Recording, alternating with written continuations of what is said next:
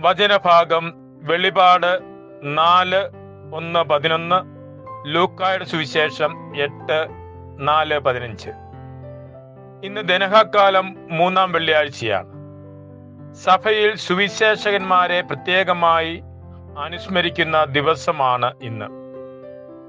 ഈശോയാകുന്ന സുവിശേഷം ലോകം മുഴുവൻ എത്തുന്നതിന് ഒരു പ്രധാന കണ്ണിയായി വർത്തിച്ചത് എഴുതപ്പെട്ട സുവിശേഷങ്ങളാണ്. ആദിമസഭയിൽ അപ്പസ്തോലന്മാരും ശിഷ്യരും തങ്ങൾ അനുഭവിച്ച മിശിഹായെ വചനപ്രഘോഷണത്തിലൂടെ പങ്കുവെച്ചെങ്കിൽ പിൽക്കാലത്ത് എഴുതപ്പെട്ട സുവിശേഷങ്ങളായിരുന്നു മിശിഹ അനുഭവം പങ്കുവെക്കുന്നതിന് അടിസ്ഥാനമായി നിന്നത്. 1-ാം നൂറ്റാണ്ടിൽ തന്നെ 4 സുവിശേഷങ്ങളും എഴുതപ്പെട്ടിരുന്നു. സുവിശേഷകന്മാരിൽ 2 പേർ ഈശോയുടെ അപ്പസ്തോലന്മാരും ലൂക്കായും മർക്കോസും അപ്പസ്തോലന്മാരുടെ സഹപ്രവർത്തകരുമായിരുന്നു.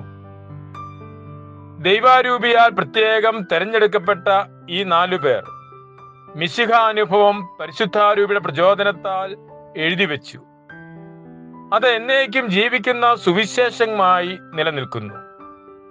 ആ സുവിശേഷങ്ങളാണ് മിശിഹ അനുഭവം ലോകം മുഴുവനിലും എത്തുന്നതിന് സഹായിച്ചത്. ലൂക്കായുടെ സുവിശേഷത്തിൽ നിന്നുമുള്ള വചനഭാഗമാണ് ഇന്ന് ശ്രവിക്കുന്നത്. ദൈവവചനമാകുന്ന വിത്ത് വിതയ്ക്കപ്പെട്ട നിലങ്ങളാണ് നാം ഓരോരുത്തരുടെയും ജീവിതങ്ങളെന്ന് തിരുവചനം നമ്മെ ഓർമ്മപ്പെടുത്തുന്നു. ഏതെല്ലാം വചനങ്ങളാണ് നമ്മിൽ മുളച്ച് വളർന്ന് ഫലം നൽകുന്നത് എന്ന് ആത്മശോധന ചെയ്യേണ്ട ദിവസമാണ് ഇന്ന്.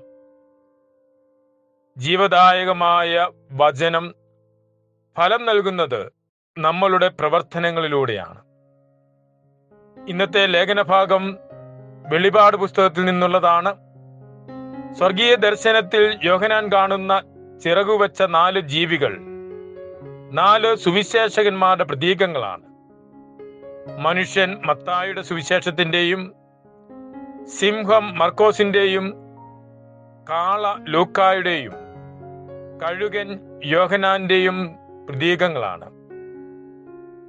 സുവിശേഷങ്ങളിലൂടെ നൽകപ്പെട്ട ദൈവിക വെളിപാടിന്റെ പൂർത്തീകരണമാണ് സ്വർഗത്തിൽ യാഥാർത്ഥ്യമാകുന്നത് എന്ന് ഈ സ്വർഗീയ ദർശനം വ്യക്തമാക്കുന്നു. ദൈവവചനത്തെ കൂടുതൽ അറിയുന്നതിനും ഗ്രഹിക്കുന്നതിനും ജീവിക്കുന്നതിനുമുള്ള കൃപയ്ക്കായി നമുക്ക് പ്രത്യേകം പ്രാർത്ഥിക്കാം.